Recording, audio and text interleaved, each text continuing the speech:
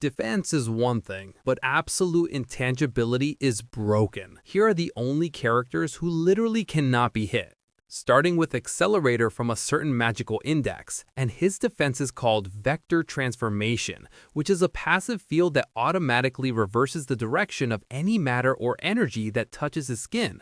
Therefore, bullets don't just bounce off him, they fly back at the shooter with the exact same speed they were fired at, and explosions that should vaporize him get reflected back at the source because the vector field calculates the direction of every single particle and reverses it instantly. He doesn't have to think about it, and he doesn't have to react to it because the field is always active, which means even sunlight gets partially reflected.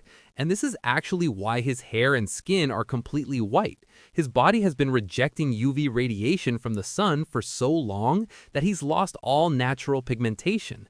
The terrifying part is that this works on everything from kinetic energy to thermal energy to electrical currents to even the rotation of the planet itself. Therefore, Accelerator can redirect the Earth's rotation through his feet to generate enough force to level entire city blocks just by stomping. However, the real genius of this ability is that it's calculated by his brain in real time using quantum mechanics and higher dimensional mathematics, which means as long as he understands the vector, he can control it. But his ability only works on vectors he's consciously or subconsciously aware of, which means unknown or incomprehensible forces can slip through his defense. This brings us to Saber from Fate Stay Night, and her defense called Avalon. And this isn't a shield or a barrier, it's dimensional displacement that moves the user into a completely separate dimension called the ever-distant utopia. Therefore, while she's inside Avalon, she literally doesn't exist in the same reality as her attacker anymore. Physical attacks can't reach her because she's not physically there. Magical attacks fail because they're targeting a dimensional space she's no longer occupying. And even conceptual attacks that erase existence itself can't touch her because Avalon exists outside the normal flow of time and space. The way it works is that when activated, Saber is transported to the realm of the fairies, which is described as a paradise unreachable by mortal means. And because she's in this separate dimension, no interference from the regular world can harm her, whether it's a sword, a nuclear bomb, or reality-warping magic. During the Fate route, this defense blocked Gilgamesh's Enuma Elish, which is an anti-world noble phantasm, capable of tearing apart reality itself. But even that couldn't reach her, because the attack was still bound by the laws of the dimension it was fired from, while Saber was protected in a dimension those laws don't apply to. But while Avalon removes you from reality entirely, Rimuru Tempest from That Time I Got Reincarnated as a Slime found a way to stay in reality and still be untouchable, with his ultimate skill called Uriel. And the specific defensive ability within Uriel is the multi-dimensional barrier, which creates a gap in space-time between Rimuru and the incoming attack, so the attack never actually reaches him because it gets sent into the void between dimensions. This isn't reflection and it isn't absorption. The attack simply ceases to exist in the dimension Rimuru is standing in because the barrier severs the space itself, and anything caught in that severed space falls into a dimensional void where it can't interact with anything. The reason this is so broken is because it doesn't matter how powerful the attack is, whether it's a punch or a planet-destroying blast. If it has to travel through space to reach Rimuru, then the multi-dimensional barrier can cut that space and send the attack into nothingness. Therefore, even attacks that ignore conventional defense or pierce through barriers still fail, because they're not being blocked, they're being removed from the equation entirely by spatial manipulation. And because Uriel is an ultimate skill, it operates on a conceptual level, which means it can defend against attacks that target the soul or the mind or even destiny itself. Meanwhile, Meliodas from the Seven Deadly Sins doesn't nullify attacks or remove himself from reality. He just sends them back with his ability called Full Counter.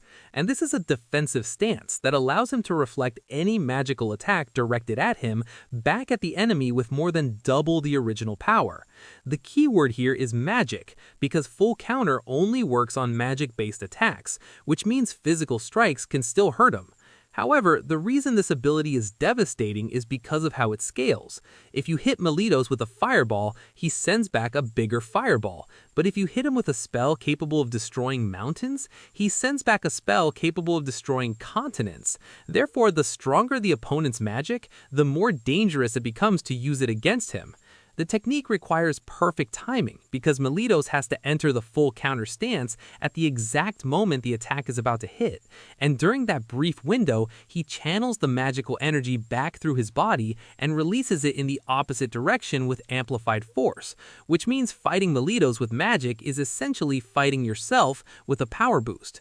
And because he can use full counter repeatedly in the same fight, every spell you throw at him becomes a weapon he can turn against you. But if you think sending attacks back is broken, Giovanna from JoJo's Bizarre Adventure has Gold Experience Requiem, Golden Wind Requiem, which has an ability that nullifies causality by resetting any action taken against Giorno back to 0. And this means the cause of an attack can occur, but the effect never happens, because Requiem undoes it before the result can exist. An opponent can throw a punch, and that punch will move through the air and make contact, but the moment it's about to cause damage, Gold Experience Requiem resets the timeline to the point before the punch was thrown. And this doesn't just affect the physical action, it affects the opponent's will to carry it out.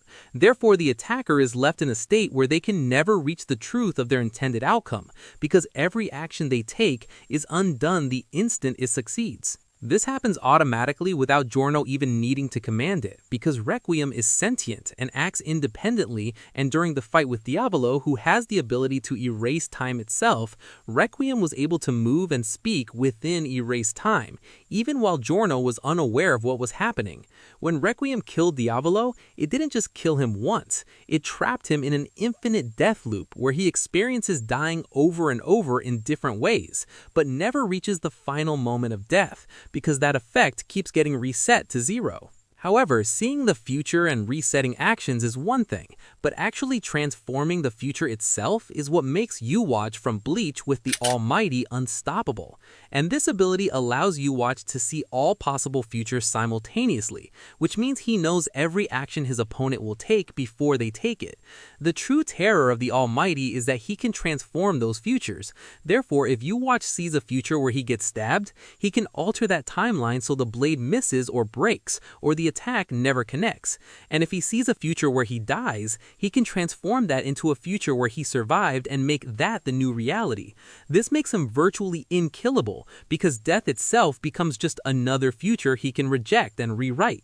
And on top of that, the Almighty grants him complete immunity to any power he's witnessed, because once he understands an ability through future sight, he can adapt to it or nullify it entirely. The only ways to bypass the Almighty is to alter the past, which retroactively changes the futures he can see, or to use an illusion-based power that manipulates his perception of those futures, like Aizen's Kyoka Suigetsu, or to use the Still Silver Arrow, which is a physical weapon that can temporarily pause his ability and create an opening. Otherwise, Yhwach is untouchable, because he's not just predicting what you'll do, he's transforming which version of reality happens. But while Yhwach controls time through future manipulation, Regulus Corneas from ReZero controls time in an even more absolute way with his authority called Lion's Heart, and this ability freezes the time of his own body, which means while everything else in the world continues moving forward normally, Regulus exists in a single frozen moment where nothing can change. His heartbeat stops, his breathing stops, all bodily functions halt, and because time doesn't progress within his body, any outside force trying to affect him simply fails, because there's no time passing for the damage to occur in. Therefore, you can't stab him because his body is frozen in a state where the blade hasn't entered yet. You can't burn him because his body is locked in a moment before the fire touched him. And you can't drown him because he doesn't need to breathe when his body's time is stopped.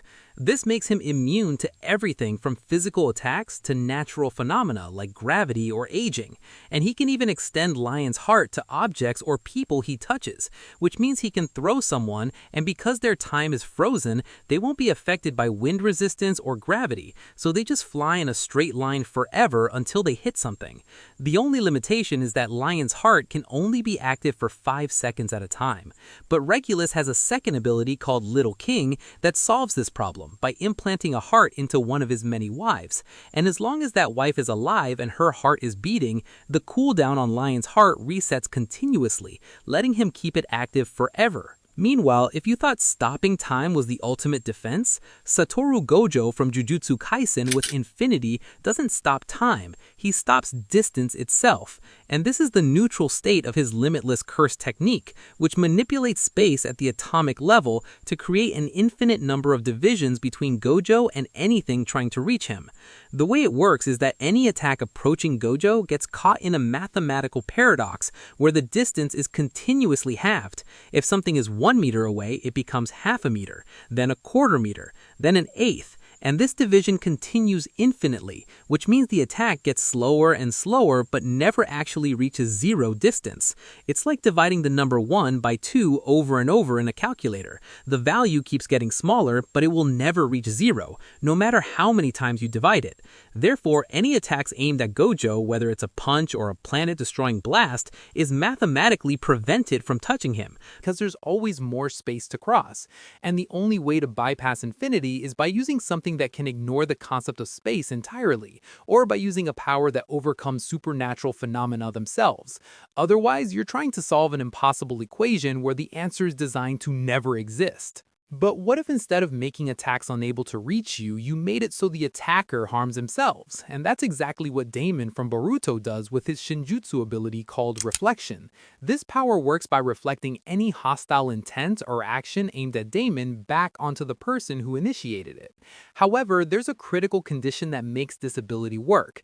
Daemon must be touching someone's palms or hands to activate Reflection, and without that physical contact, the ability doesn't function at all. When he is touching someone, whether that's an ally or even the attacker themselves, any hostile action directed at him is instantly reversed. So if someone punches him, they take the damage. And if someone harbors killing intent toward him, that intent reflects back and harms them instead.